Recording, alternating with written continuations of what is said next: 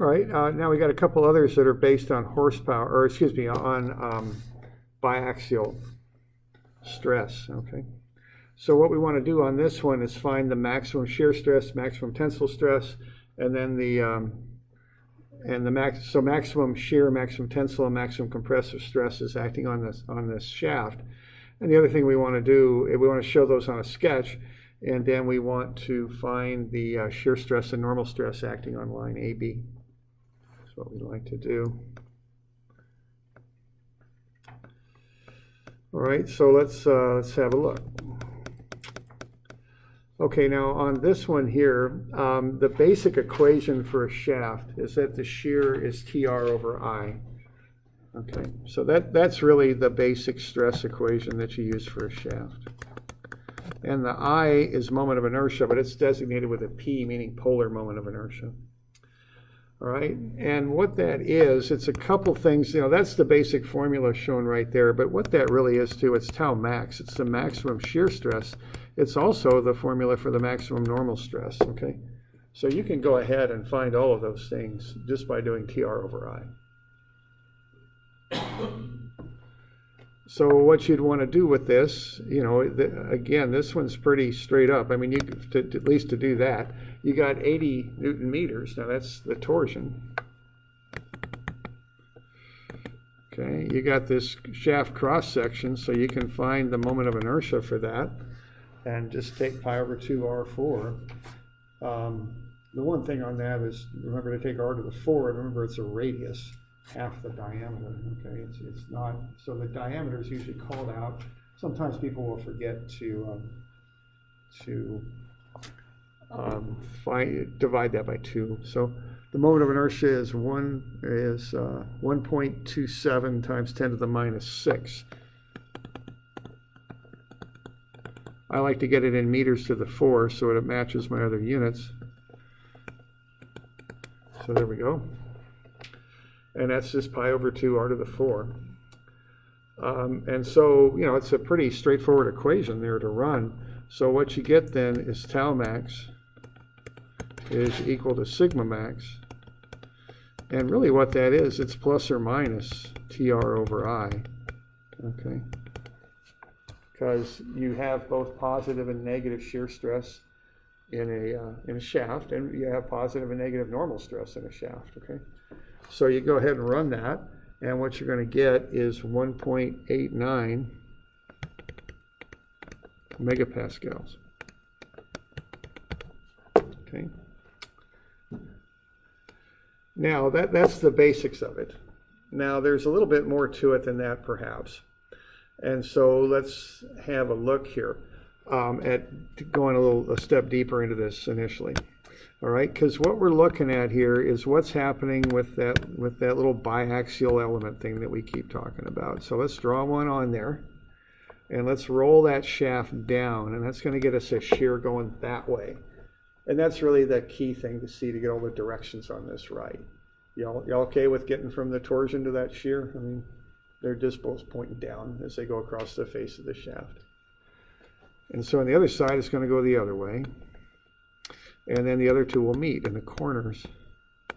Okay, so that's kind of the key to doing this. All right. So what we're going to have then is when we do this is we're going to see that we've got an element like so, and then we've got these shears that act on it like that. Okay. Now these are the tau max shears. Okay. So tau xy is equal to tau max, and that's going to be negative 1.89 megapascals. Okay, and tau, okay, so because it's negative, because again by that rule, if I push on a block like that, it'll spin clockwise, and that's negative for shear using my reference plane. All right. Now the next thing I can look at is what the normal stress is doing. Okay, the normal stress is based on planes at 45 degrees, right? Because the maximum principal normal stresses are 45 degrees from the maximum shear stresses. Now the sigmas on these planes, on the tau xy, on the x and y planes, is 0. Okay. That's always the case with a torsion shaft. There's no shear in the X, or no normal stress. I'm sorry, I might have misspoke there. There's no normal stress in the X and Y directions. It just zeroes out. Okay. So the biaxial stuff for torsion is pretty simple, really. I mean, the equations are simplified, and it's always in this configuration. Okay. Now, what's going to happen here is you're going to have the sigma maxes on 45-degree planes. So what I've got here, if I look at these different shears that affect the different planes, you know, I'm always looking for a way I can draw this nice and clean without making a mess out of it, so I'll try a different way this way. Here I got these two ones on the corners, right? That and that. And the other two on the other corners, that and that. And then I've got, on this one, I've got those two. So I've got, maybe I'll kind of draw them even a little bit more representative, like that. And then I've got these. Now what I'm doing there, I'm pulling the shears, the appropriate pair of shears that affect those different planes, and I'm putting them over there. Is that a drawing that you can kind of make sense of? See what I'm doing there? And then what I can do is kind of do a vector addition visually in my head and say, okay, those two are going to get me a vector like that. These two are going to get me a vector like that. Those two will get me a vector like that. And the other two will get me that vector, okay? So that's how I could draw up that sketch, okay? And these are all going to be, these are sigma max is what these are.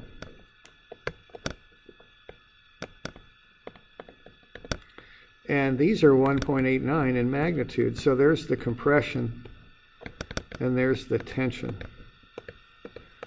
Okay? And the shears are 1.89 also. They're all these maximums are just equal to that one value. Okay?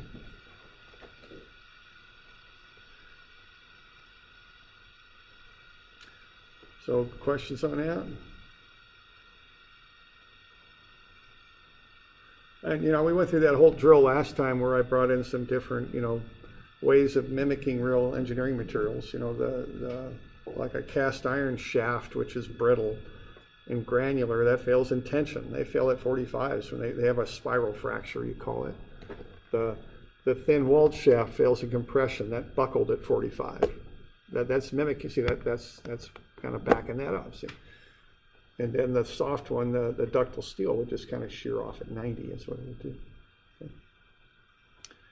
All right, now if I want to get a little bit more kind of formal about how I analyze this, what I can do is I can take that original element that looked like that, okay, and this is 1.89, and based on that I can say that tau xy is negative 1.89.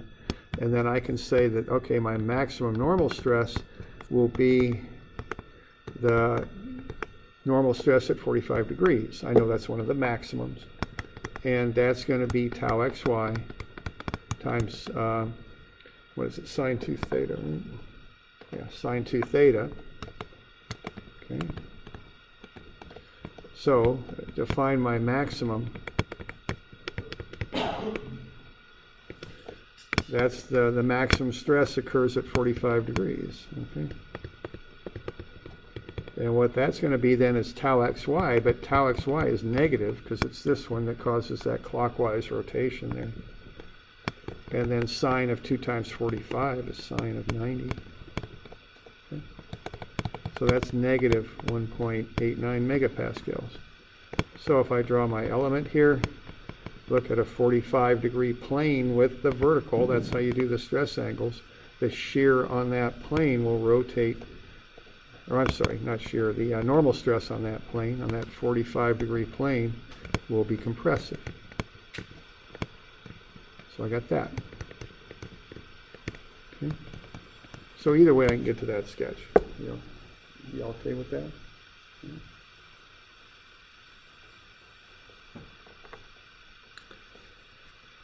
Okay.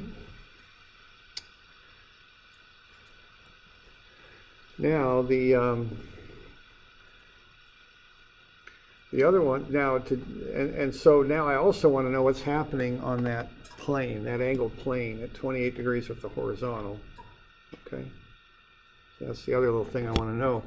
Now on that one, I want to find sigma x1, and I want to find what we call tau x1 y1. But the one thing to remember on that is you're not inputting 28 degrees in there, because the reference angle for stress is based on the vertical plane, so that'll be 118 degrees.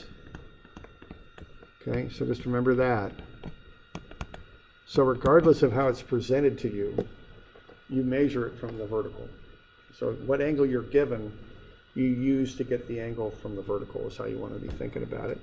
And so this is just tau xy times sine 2 theta, and this is tau xy cosine 2 theta. And just remember the sign on tau xy when you do that, okay? It's a negative value, so just input it as a negative. Okay.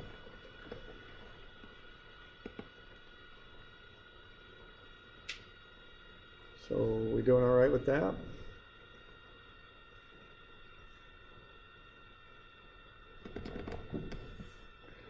So that's that one there, okay? So once again, we can just go from a design situation, in this case a torsional shaft, and then we can come up with the XY stresses, and from there get into the biaxial stuff. Right? That's what we do. Right? Okay.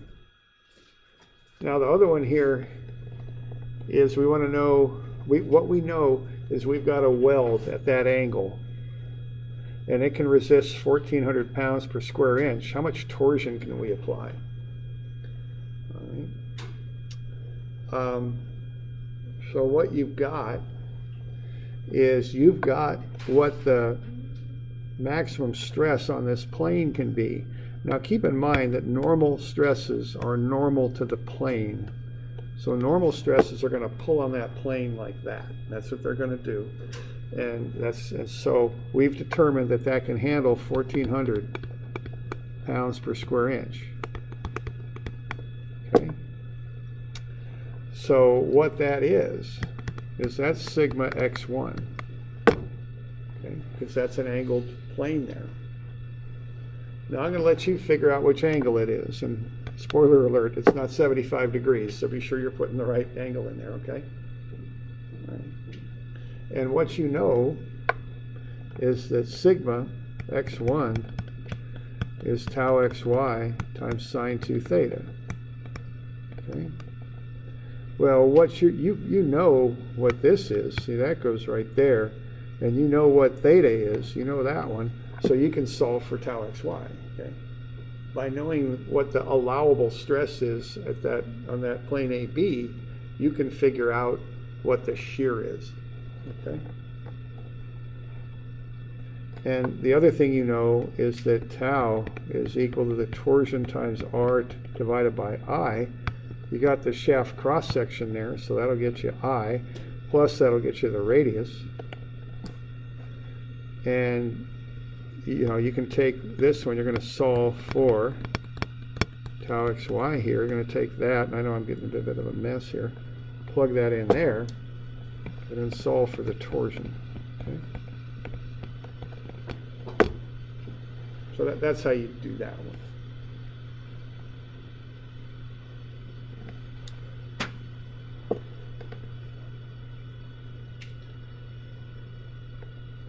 So we're doing all right with that? Any questions? So this one, you're kind of running it backwards, basically. Just doing it the opposite direction that we did the other one. Because we know the allowable stress at an angle, and we just walk it back and get to the torsion.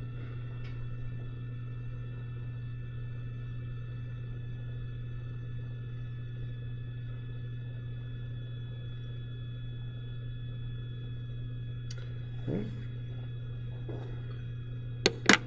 So any questions on that stuff? That's interesting. Okay. All right. So that stuff's due on Wednesday because we don't have school on Monday. All right.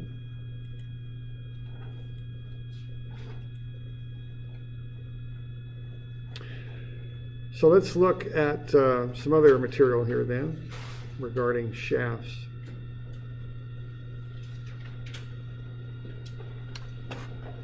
Right now, that one of the main purposes of torsion shafts, certainly not the only one, but one of the main ones, is to transmit power. If you've got a shaft coming out of a motor, what you're doing with that shaft is you're transmitting the power from the motor to turn it whatever it is you're turning there. In this case, it's a pump impeller. Right? So we want to be aware of that, okay? Now, we'll go through a little bit of physics here to derive a formula that we can use. So let's have a look. Okay, so shafts are very often used to transmit power.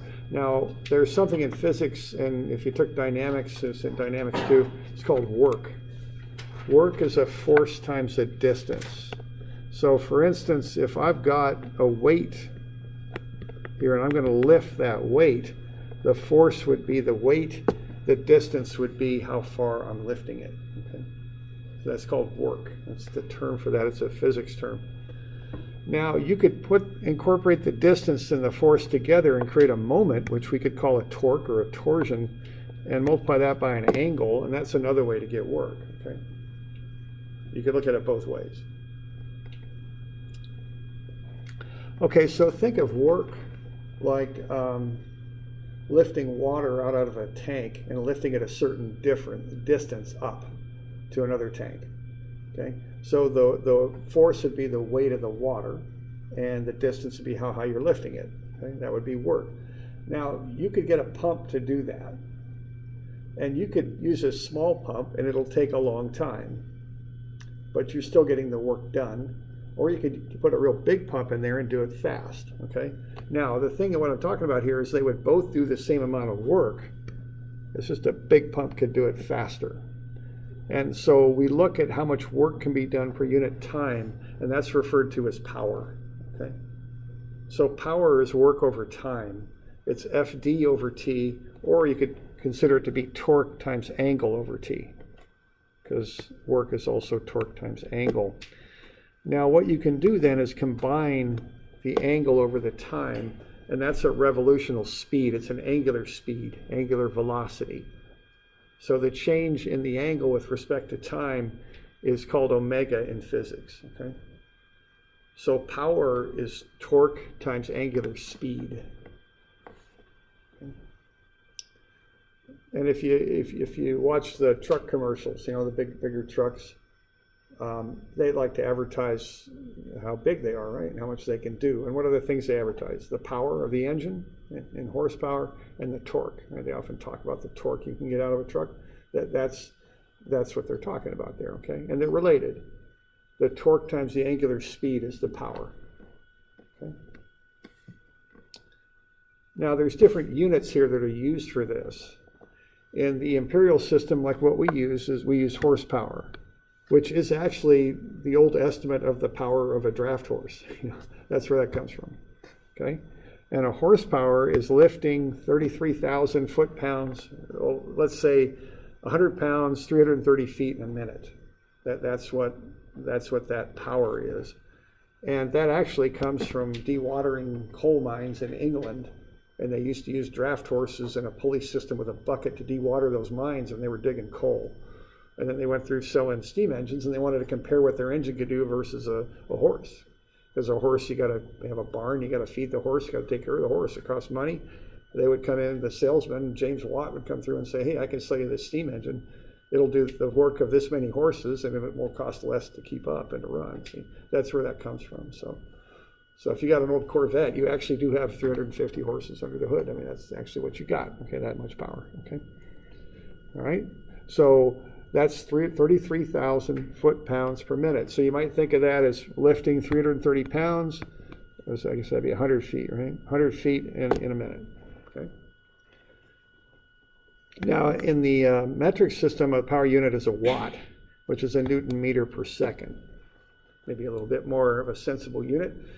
I think of the imperial units as being more fun and interesting because they're based on all these old crazy things that they did, hundreds of years ago, whereas the metric system is much easier to work with, but it's not quite as interesting, of course. But now, in this country, we still use the imperial system quite a bit. So be aware of that. I mean, probably in your science classes, you're probably working a lot in metrics, but when you go out working in mechanical engineering, you're going to be doing stuff in inches all the time. Civil engineering, you're going to be measuring stuff in feet all the time too. So, we're still kind of on the imperial system. We're on that system. Who else is on the system? Liberia and Burma. Okay, those are the 3 countries in the world that still use that system. Even England doesn't use it anymore, although I guess they still they do it on an informal basis. They're official in England, I think, or Great Britain, I should say. I think my understanding is the official measurement system is metric, but they still informally use the old English system quite a bit. Okay. All right. Now a kilowatt, of course, is 1,000 watts. So a common way of connecting the two is a horsepower is 746 watts, 0.746 kilowatts. So horsepower is about 3/4 of a kilowatt. So, we mix these units too. So if you're running a pump, the pumps are rated in horsepower. You get a 10 horsepower pump. It's a very common thing to do, something like that. But the power you buy to run it is what, kilowatt hours, if you look at your power bill. So we mix the units in this country too. Our electric grid runs on the metric system, kilowatts.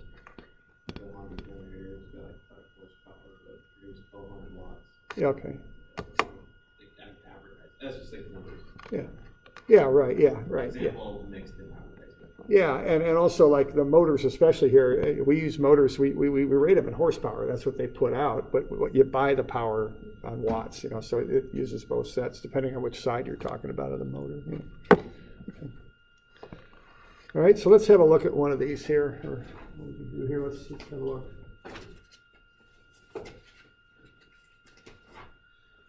So that first one, we got a solid circular shaft, 8 centimeter diameter, 1.2 meters long. Okay, we got allowable values here. Allowable angle of twist is 1.375 degrees, and the working shear stress, which is what we can allow, is 70 megapascals. And we're going to run this thing at 225 RPM. Let's figure out how much power we can deliver with this shaft, how many kilowatts. Okay. All right, now whenever I see this stuff, torsion, I always think about 2 things. Right off the bat, I want to get the moment of inertia, and I also want to get the units converted. Okay. So let's see what we can do with that. So we got a shaft, and that's got an 8 centimeter diameter, okay? But of course, I don't want to use that. I want to use meters, okay? I want everything in newtons and meters when I'm in the metric system. That's how I set that up. So pi over 2 r to the 4, and that gets me basically about 4.02 times 10 to the minus 6 meters to the 4. Okay. So I'll do that straight up.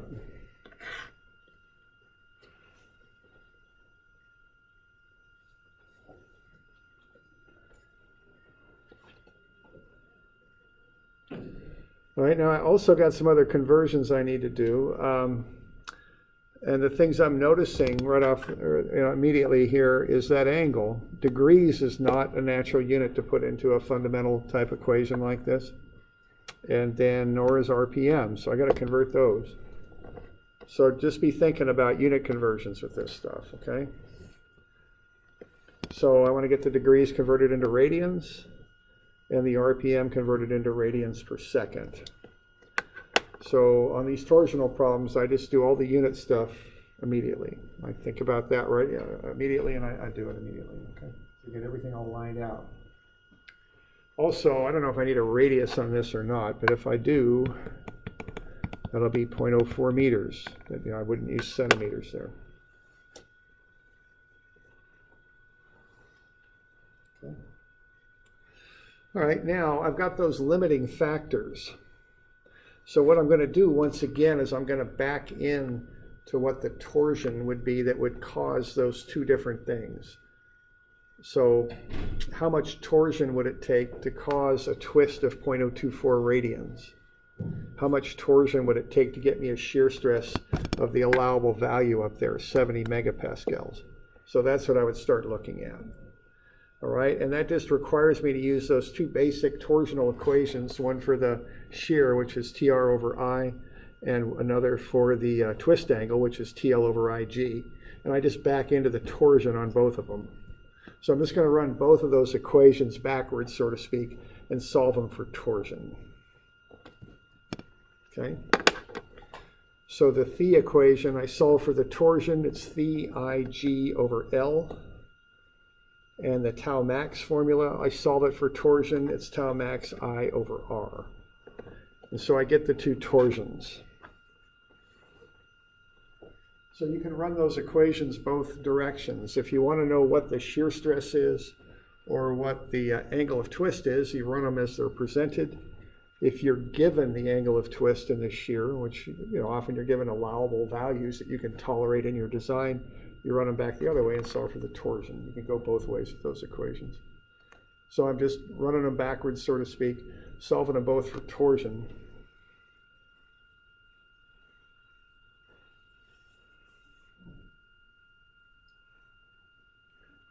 And then once I've got that, I keep in mind that those are two independently generated values, okay? I don't want to take the first torsion and plug it into the tau max formula. I get confused doing that, so I just calculate both of these things separately. And I just look at it and say, okay, which one should I use, okay? Which way should I go?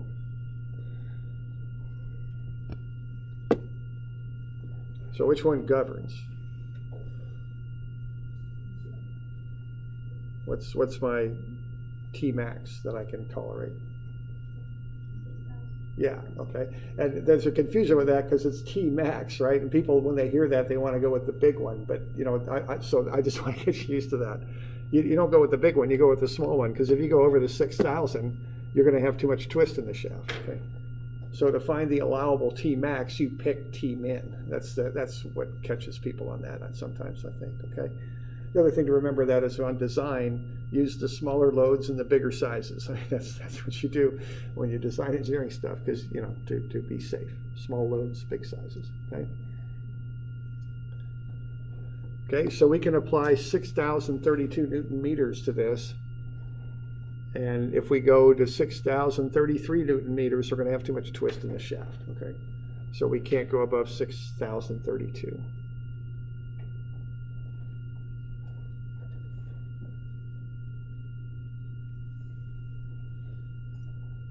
All right.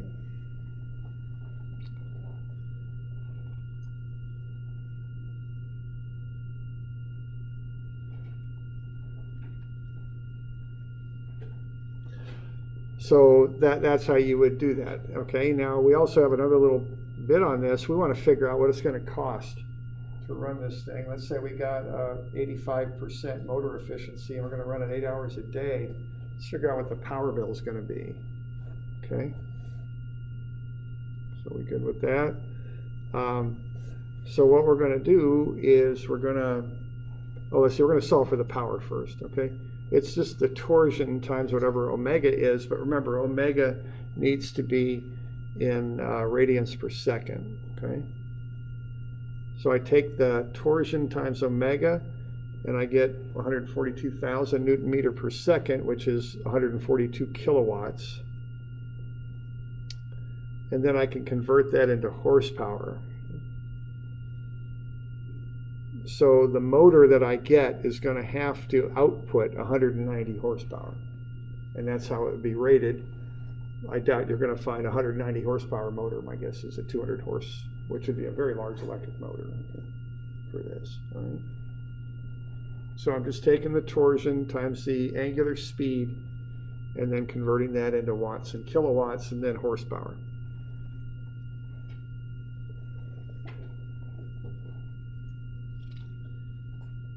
Now, one little thing that you can do with this is just go right into the cost, for the last little bit there, because you've just you're on what I guess I'd call the mechanical side now. I need to output 190 horsepower or 142 kilowatts to do this job.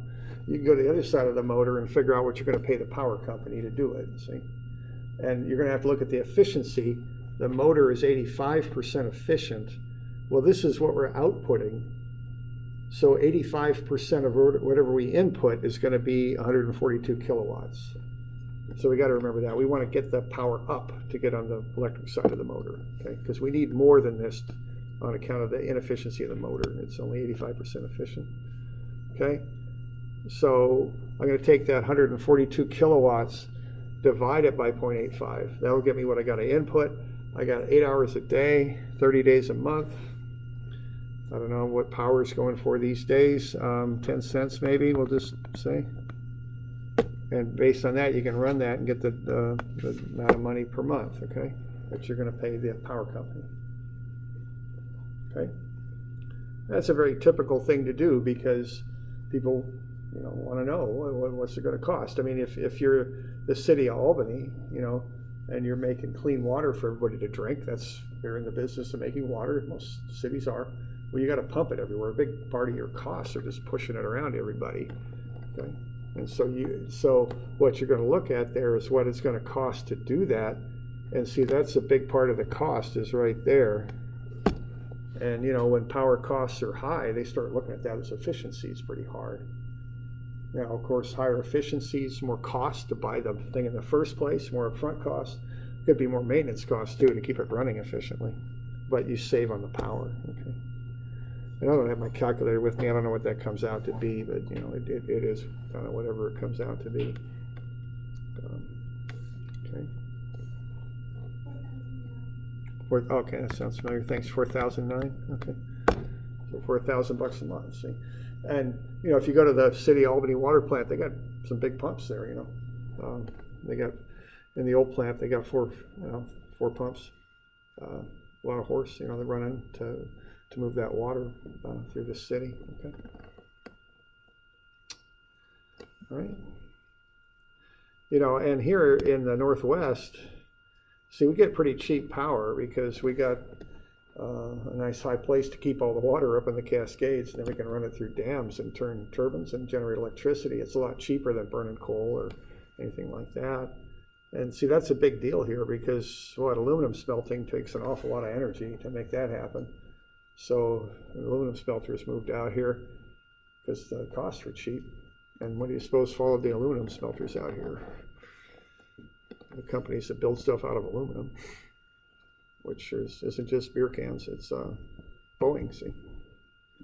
Yeah, there you go. And that's the big reason why Boeing's here, for cheap energy and cheap aluminum. Okay. So that's a big part of the economy here. All right. Yeah, sure. I mean, this stuff, people, you don't think about this every day, but yeah, these things matter a lot. I mean, we've got very cheap power costs down here just because of the hydro, and that affects a lot of industries. All right. Now let's look at one other here. I think we got time to do this. This is on 680. So we've got some values on this one too. So we got a solid circular shaft, rotates at 90 RPM, transmits 150 horsepower. Allowable shear stress is 8,000. Length is 4 feet. We got the allowable angle of twist. Let's find the minimum allowable shaft diameter. So let's pick a shaft here that'll work, okay? So once again, I think about the getting the conversions done. So I convert the maximum angle into 0.045 radians, and the length. See, I see 4 feet there. I don't think much of it, but everything else is in inches. So when you're in standard imperial units, you want inches is what you want. So that shaft is 48 inches long. Okay. So we want to get that.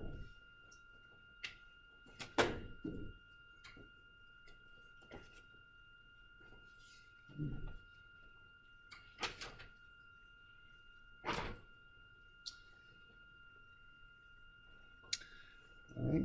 Now, we're given that power is the torsion times the angular speed, so the torsion is the power divided by the angular speed. Okay, so I'm given the power. I want to get to the torsion, so I'm going to take the power over omega, and that will get me the torsion. 8754 foot-pounds or 105,000 pound-inches, either way, inch-pounds. Okay. So this power stuff, it's just equal to torsion times omega. It's often just kind of tacked on to problems where you might have to take, if your answer is torsion, you might have to multiply it by omega if you want power. If you're given power, you might have to divide it by omega to get torsion, so you can work with this stuff.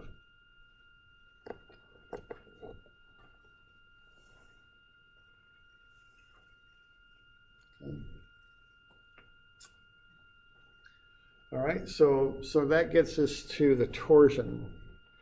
Now this one's a little bit different, that we're basically sizing a shaft, okay? So this problem's a little different than what we've done before. And it gets a little bit involved, but not too bad. The idea here is the size of the shaft affects the moment of inertia. So where you see I in those formulas, you're gonna have to put in pi r4 over 2. And then you're gonna solve for r, okay? So we're going to do that twice is what's going to happen. Once for the allowable shear stress there, and a second time for the angle of twist. Okay, so if I start with that shear formula, it's TR over I. Well, I got to plug in pi over 2 r to the 4 in for the I. That's what I want to do. And you can just see me working through the algebra there. What I have in the first line there is I'm working down to get tau max equal to 2t over pi r3. Because what's happening there, I got an r and an r to the 4, so I get an r to the 3 on the bottom. I bring the 2 up because it's in the denominator of a fraction, so 2tr over pi r4. Then I'm doing that cancellation on the r's. So tau max is 2t over pi r3. Okay. Then I can solve for r3. It's 2t over pi tau max, and then take a third root. And that'll get me the radius of the shaft. That's how I'm going to size the shaft. Okay. So what I'm doing there, I'm taking this basic design formula, and I'm plugging in pi over 2 r4 in for the moment of inertia. And then I'm solving that out. Okay. So I can go ahead and plug into that. Oh, let's see here. I have that worked out. It's the fourth root. That one worked out. Shucks. Okay, why don't we finish this one up next week? We're out of time. So bit of number crunching here to do. I'll get you one of these to do though.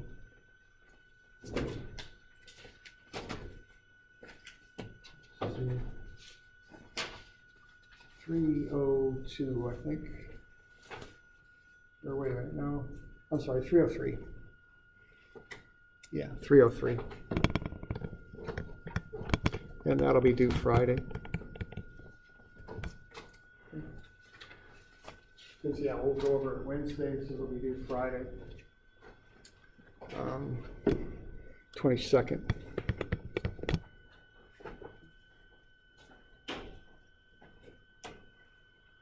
So we're doing all right with that?